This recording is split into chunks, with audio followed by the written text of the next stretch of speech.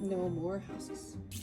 If you really want to maximize sulforaphane, grow your own broccoli sprouts.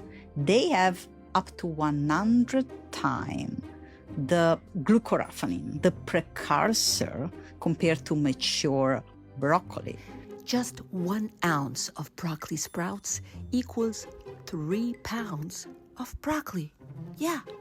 And it's so easy. In 5 days, they are ready. And they are really an epigenetic medicine.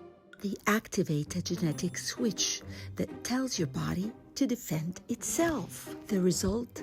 Less inflammation, less disease. All from a jar on your counter. Keep them like that in the refrigerator. You can toss on salads, add them to sandwiches.